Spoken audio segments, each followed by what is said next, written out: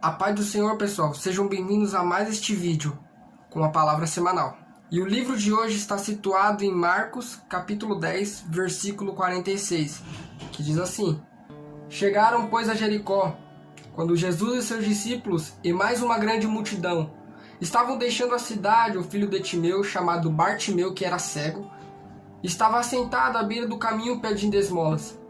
Assim que ouviu que era Jesus de Nazaré, começou a gritar: Jesus, filho de Davi, tenha misericórdia de mim. Muitos advertiam severamente para que se calasse, contudo ele gritava ainda mais: Filho de Davi, tem compaixão de mim. Foi então que Jesus parou e pediu: Chamai-o.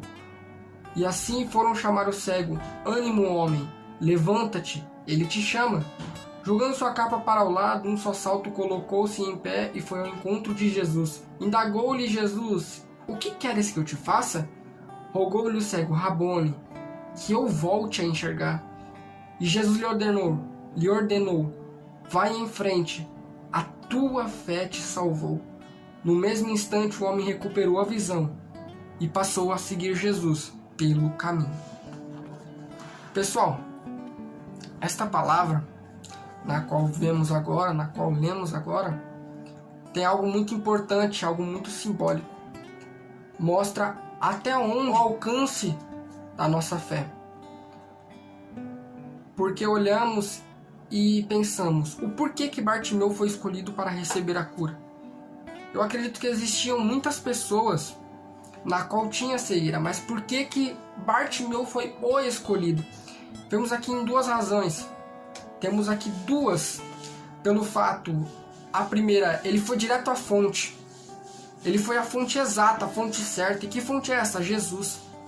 O segundo tópico, que é, ele sabia que Cristo tinha a chave da cura dele.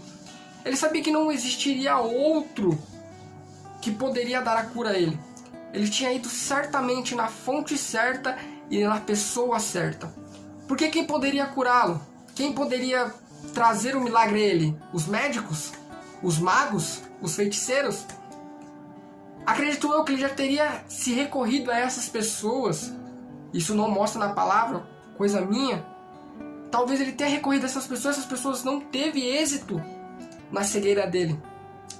Mas eu tenho algo comigo que este homem ficou cego para que o plano de Deus fosse realizado, para que Deus fosse glorificado. Quantas vezes acabamos indo em outros lugares, procuramos outros lugares para irmos buscar o nosso milagre. Deixamos às vezes Jesus em segunda opção, Jesus em segundo lugar, e acabamos às vezes indo buscar a solução que só Deus tem. Começamos a buscar a solução que só Deus tem em pessoas, em trabalho, em atividades. Muitas das vezes estamos em uma tristeza profunda e achamos que aquela tristeza só irá se curar se a gente preencher ela com algo, com alguma pessoa. Mas a realidade não. Bartimeu sabia disso, que ninguém tinha cura para aquilo que ele estava passando.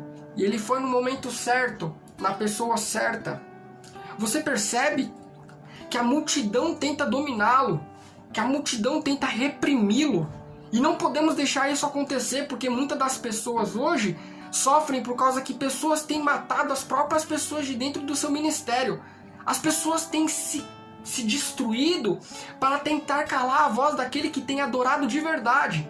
Você percebe que Bartimeu estava buscando a cura, estava buscando uma mudança de vida, querendo buscar até a visão de novo. E a multidão intimidava, a multidão reprimia. Não devemos permitir que as pessoas se intrometam naquilo que só nós sabemos o que passamos. Quanto mais as pessoas tentem nos reprimir, aí que nós devemos gritar mais a Jesus. É neste momento de aflições na qual só nós sabemos a dor, a aflição que estamos sentindo dentro dos nossos corações, aí que devemos gritar mais. Aqui nós aprendemos a primeira lição, que é não devemos buscar o milagre em fontes que não têm o milagre. Devemos colocar a nossa cabeça no lugar, colocar no foco, na salvação, que é Jesus. Só Jesus pode operar o milagre que necessitamos. Não há nenhum homem, nenhuma pessoa, nenhuma medicina, nenhuma ciência que pode curar-nos desta cegueira espiritual. Enquanto a multidão tenta reprimi-lo, ele grita mais, ele clama mais, porque ele sabe que o fruto da vitória dele não depende só de Jesus, mas depende também do esforço dele.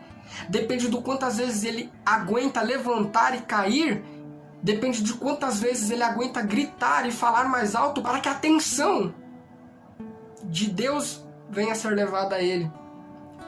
E Jesus percebe, ouve ele gritando, e por esse simples fato dele gritando, clamando a Jesus, Jesus pede: traga este homem aqui, tragam este homem aqui. Então pedem para que ele se levante e vai ao encontro de Jesus. E ele vai ao encontro de Jesus.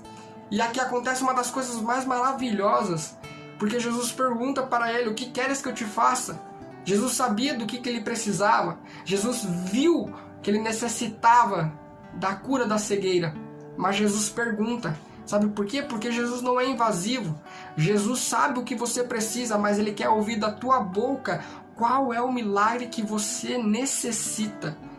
É isso que Jesus quer ver sinceridade no seu coração. E se ele pergunta algo para você, ele quer saber qual que é a sua resposta.